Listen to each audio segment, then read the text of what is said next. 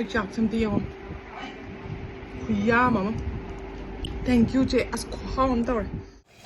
Ngạ rau này. Này rau tàu của cái. Tôi của cái xu lôi đấy. Hay sẽ đi. Ngạ tàu vào mà. Ngạ tàu tere. Ngạ tàu vào mà. Atoi vào mà. Lafui rom vào mà. Khira mà. Khamen thong vào mà. Ngạ sẽ đi yame.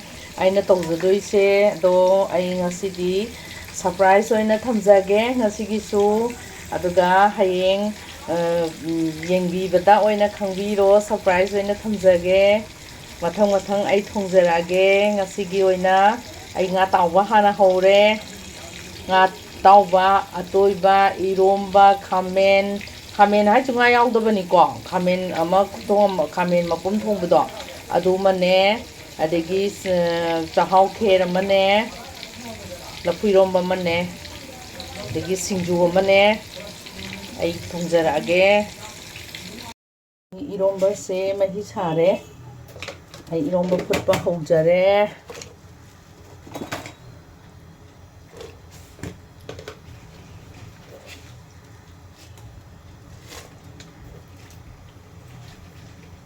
morok se aina ne morok se khak kalle moi mayang gi se aduna ne aina kharayam hapsali sina ke nga thongba ke hapna bani ko duga iromba gi di moro ate pasu khra hapsage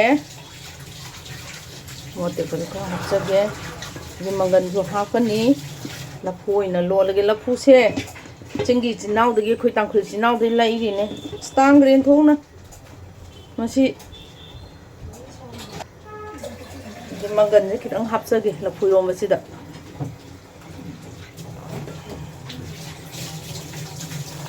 amde haparo tang hapke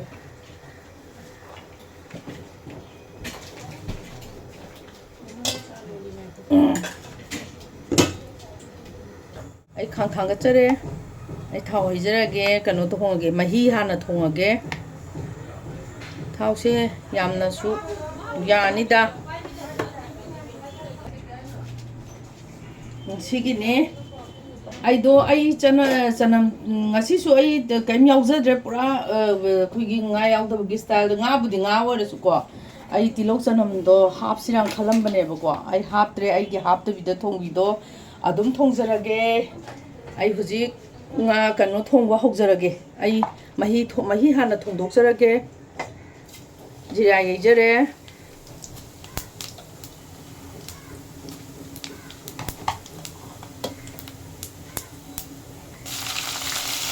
तेजपत्ता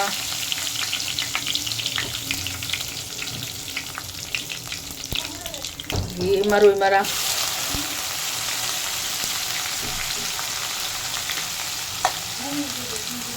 तो पिठरा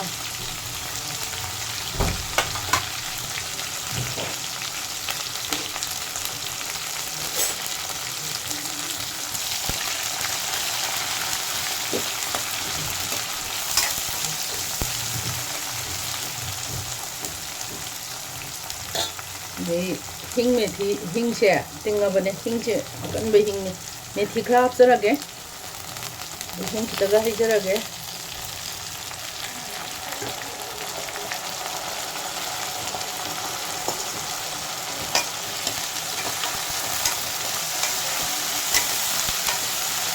ma'am sum खुथों um हाइबदुनिको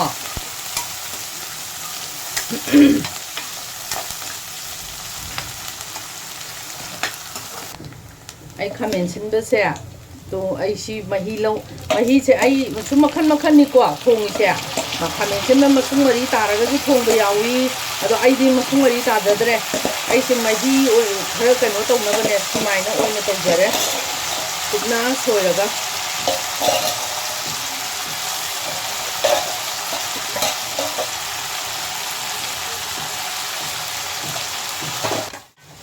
ai se manam di nungsi de he mayam haurani sigi khamen sin se nokthana ba ko sigi machu se tang hana haijalaba hore machu phajadraga di amuk kano to bo yai dana sumaina manam di phajare he tongna ba ni ꯑꯃꯃꯝꯅꯤ ꯈꯨꯊꯣꯡ ꯍꯥꯏꯁꯦ ꯑꯃꯃꯝꯅꯤ ꯅꯥꯀꯟꯗ ꯏꯁꯤꯡ ꯁꯥꯍꯜꯂꯤ ꯃꯍꯤ ꯍꯥꯞꯅꯕ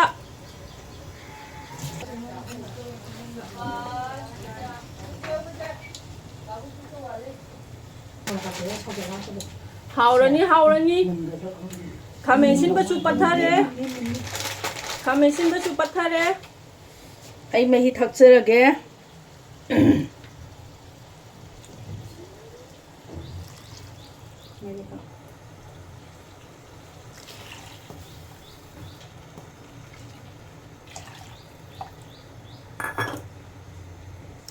मही से कितन का था किसी वाली वाली वाली दी थꯛꯈꯤꯅꯤ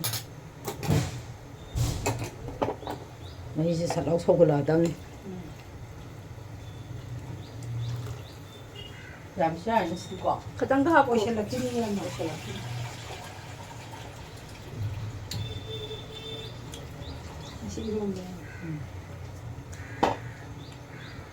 हापो खतंग का बस ꯁꯧꯒꯠꯂꯛꯑꯦ ꯑꯩ ꯍꯋꯥꯏ ꯊꯔꯥꯛꯁꯦ ꯊꯛꯆꯟꯖꯔꯒꯦ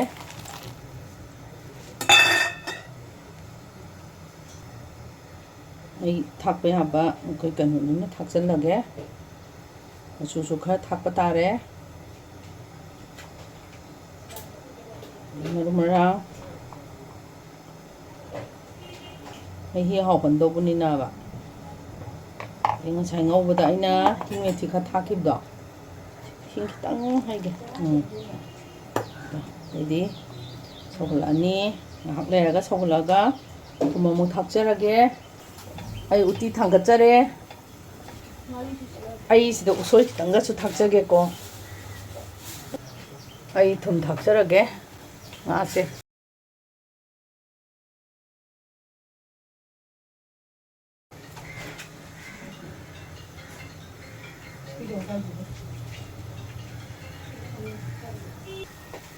ꯐꯖꯅ ꯁꯧꯔꯦ ꯉꯥ ꯃꯍꯤꯗꯤ ꯐꯖꯔꯦ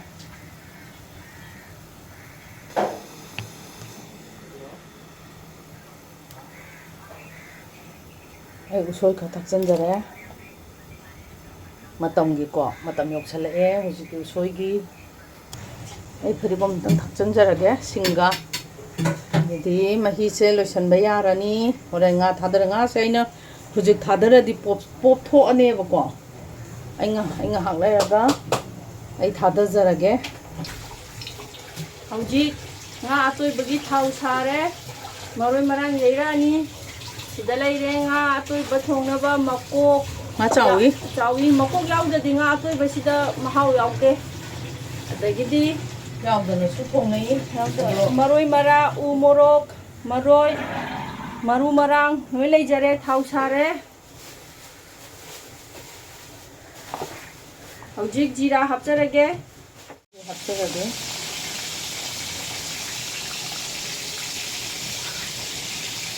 ꯑꯩ ꯆꯦꯡꯍꯤ ꯃꯆꯤꯅꯗꯤ ꯍꯥꯞꯆꯕꯅꯦꯕꯀꯣ ꯑꯗꯣ ꯉꯁꯤꯁꯦ ꯐꯔꯛ ꯑꯃ ꯇꯥꯗꯧꯕ ꯁꯤ ꯑꯁꯥꯕꯅ ꯑꯩ ꯍꯥꯞꯄꯤ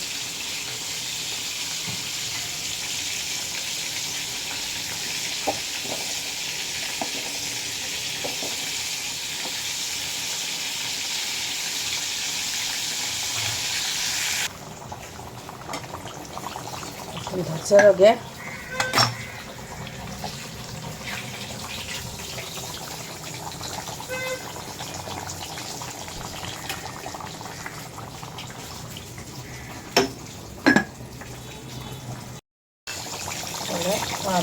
loisilakadore khamen tawbusu loisilakadore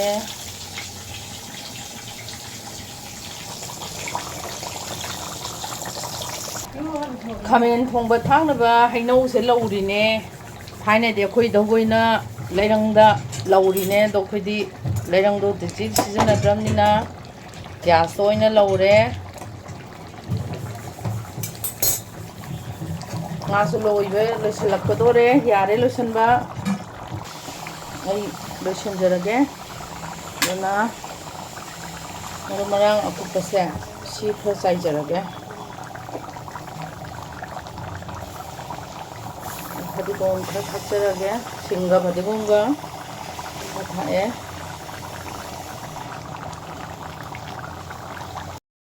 ꯇꯧꯖꯔꯦ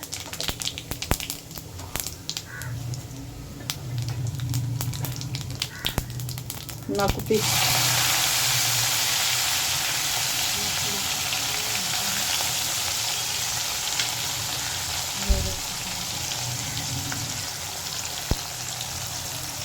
이거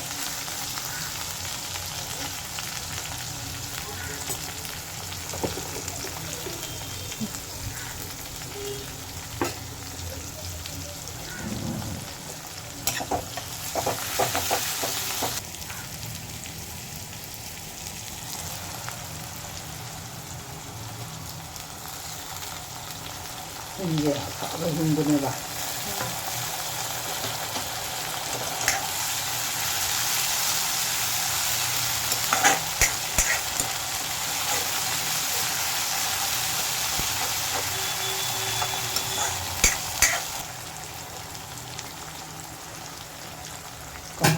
까봐 다 하면 동작하면 돼.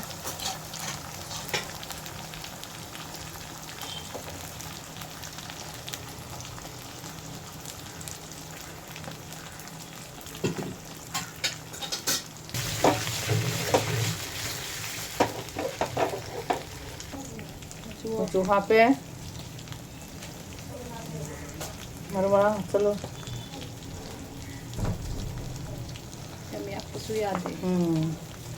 हेक्ता nga thong dong na nya machu chicken no to ya ponti masala sidi ne masala how to gai kai no how to gai ya dre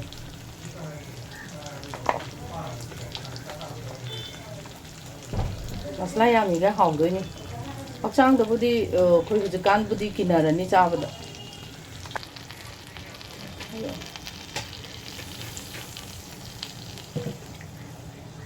mahi ne ko संगोम ना half तोड़ी बनी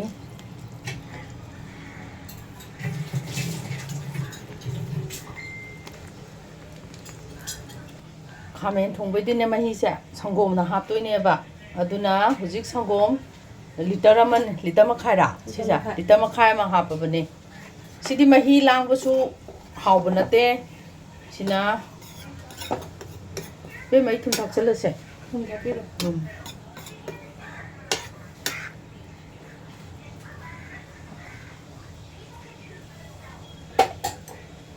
Lagi thumya ko so hawroy. Oh, te pa siya. Ang hawro ke. Machumura to kita ngati.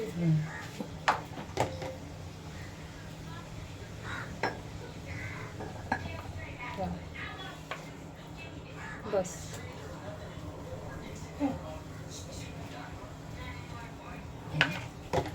सोकर पनाई मिला से उती सोकी आई थाव हैजरे ये उती सोक तो जरगे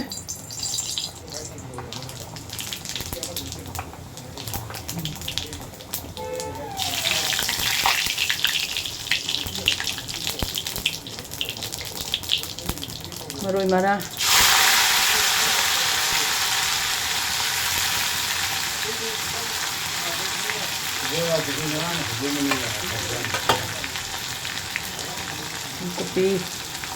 kopi sama ku anh tông được của anh tông ấy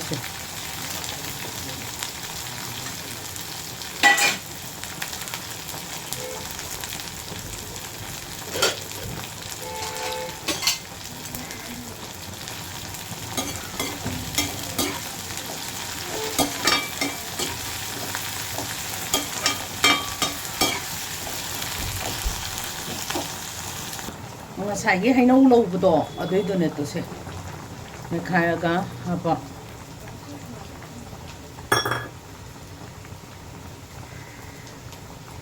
정어서게 니코 카멘 통바 하이세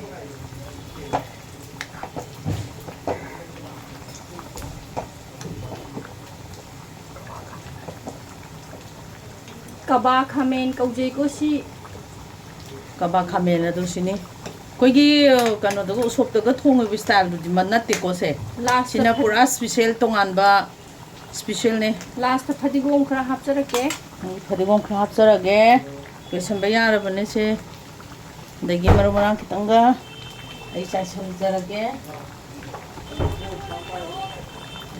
ꯁꯤ ꯆꯥꯏꯁꯟꯖꯔꯦ ꯑꯩ ꯂꯣꯏꯕ ꯌꯥꯔꯦ ꯑꯩ ꯂꯣꯏꯁꯟꯖꯔꯒꯦ ꯈꯥꯃꯦꯟ ꯊꯣꯡꯕ ꯂꯣꯏꯖꯔꯦ ꯁꯣꯟꯗ ꯎꯇꯤꯒꯤ ꯎꯇꯤꯁꯨ ꯁꯣꯛ ꯇꯧꯕ ꯂꯣꯏꯁꯜꯂꯛꯑꯗꯤ ꯂꯣꯏꯔꯦ ꯑꯩ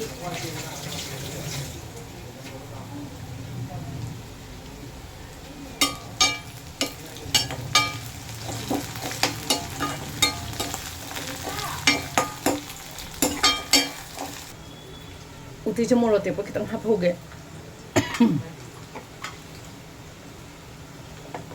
시 속사 해결라 담니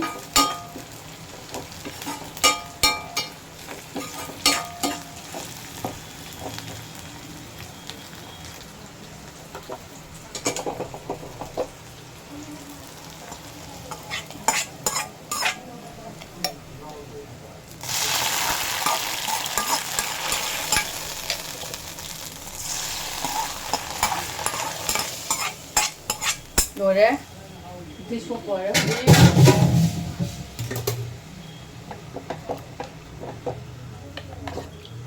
소다밥값 닭잘라게 돔 닭잘라게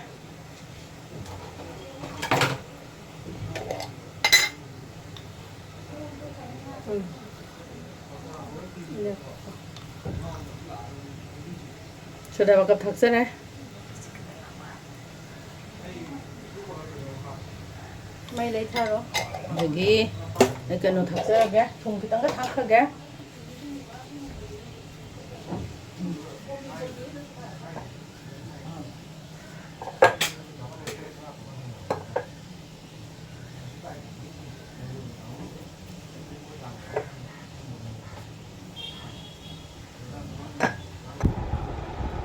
부런절하게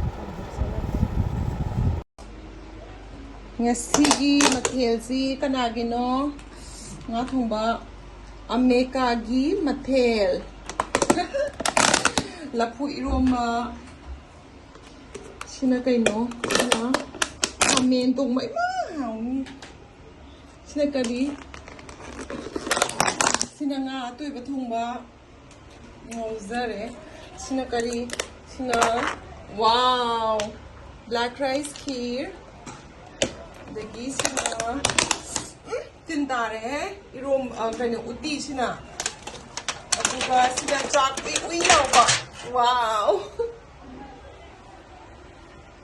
थैंक यू चे थैंक यू याम नुंगशी चे ना समाइना मथेन मयाम तिनमते योट खिगे इचे ना समाइना मथेन मयाम म थोंगा बॉम्बे दा फोन गा तौरागा थोंबीगे का हारागा समाइना गा थोंबीरकपसे याम हरावे याम नुंगशिये अदगी लफु इरोंबा दे इना उदग मथेन गाक्तने तौरिनांसे अदगी सिना करी सिना मरोय तोनिंग खोक का कइनोगा सि चाइसलगे को वाओ वाओ बेचे थैंक यू चे मेका thank you I chọc some deal. Yeah, mama. Thank you, Jay. As calm down. Bele.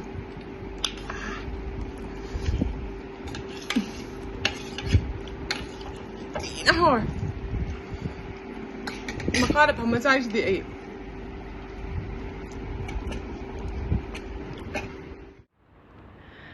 Jamaica, thank you nahangi cha inhang mam thong ga pirak pado asai kaw ngamdri uje phangba la phuiron ba nga taw ba toy ba as mayam athe mam dai uje pukta kaw ba sungam ngamdre hai tare for the first time Bombay da lai is a kuire angang he oi ngai de lerak bane do nobody has ever cooked anything like that for me aduduna ichen handak pazana thonga yam nana manau nupi pijaning bagi tharak pado I yam tina pukning harau grai tare pura my soul is happy aduduna che yam thongbo oyo yam na chawkhat poiro aduduga chegi amekagi mathel je mayam please like and subscribe the video yamna how ba thongba adagi yamna organize tawraga yamna masa khaina hai tare takpagi tutorial adagi aduguma mayam ama chana thakna mayam ama thengnagani mayam na do please like and subscribe